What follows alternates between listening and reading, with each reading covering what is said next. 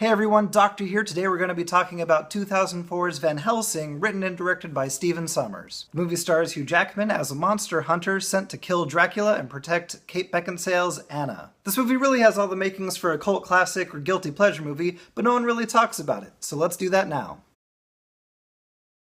Starting with the good, you can't really go wrong with Hugh Jackman as the leading man. He's as charming and charismatic as ever. At Hugh Jackman's side is Carl, played by David Wenham, who's pretty much his sidekick and the Q to his James Bond. Carl is a very entertaining character, coming up with lots of fun gadgets for Van Helsing to use during the movie, although a little bit unnecessary in terms of the overall plot. As this is a monster movie, the monster mash in it is a great time. It's always good to see Frankenstein, Dracula, and the Wolfman together in a movie. Thankfully, the character design of these monsters is fantastic, especially the Frankenstein monster. I like the way he's all pieced together and you can see the different parts moving inside to keep him alive. Speaking of the Frankenstein monster, Shuler Henley plays the character and he does a fantastic job, really honoring Boris Karloff's legacy. He makes him a tragic character that you really root for and you want him to live throughout the movie. Since this movie is directed by Stephen Sommers, you know it's going to have a lot of action, and thankfully the action in this movie is incredibly well choreographed and super entertaining. Particularly the battle in the village with Dracula's brides is a highlight, as well as the carriage chase and any scene that has the werewolf, really. You can really tell that Stephen Sommers is a fan of the genre, and the production design shows it flawlessly. Everything from the costumes to the sets to the lighting, it all looks like a classic Universal monster picture. It's really a sight to be seen. Speaking of sights to be seen, the opening of the movie has to be mentioned. It's in black and white just like the classic monster movies, and it plays perfectly.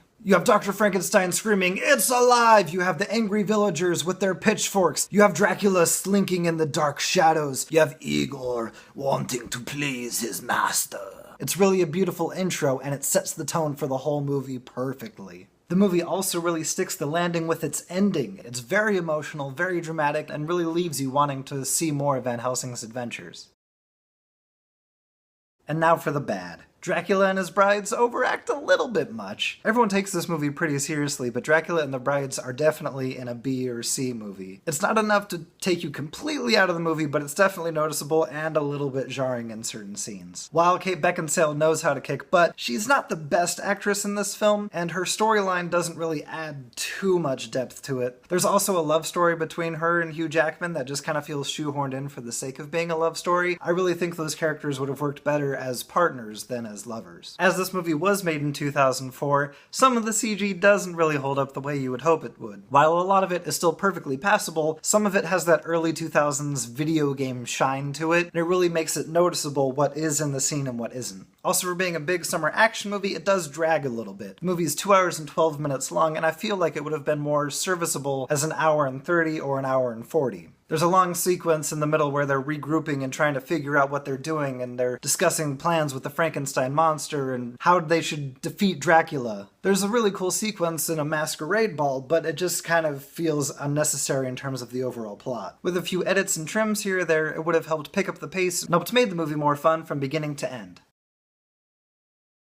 And now for the verdict. Overall, I think Van Helsing is an underrated monster mash that was obviously created by someone who is very passionate about the genre and really wants to honor the Universal legacy. Me personally, I think it did a good job of honoring the legacy. It's a little bit too long, and certain characters and certain actors feel like they were more in a B movie than a really big budget blockbuster action movie. Not so much a guilty pleasure, just a good time watching the monsters duke it out with Hugh Jackman in the middle. I would definitely recommend this. Hope you enjoy. Let me know what you think. Leave a comment. And as always, stay spooky. Doctor out.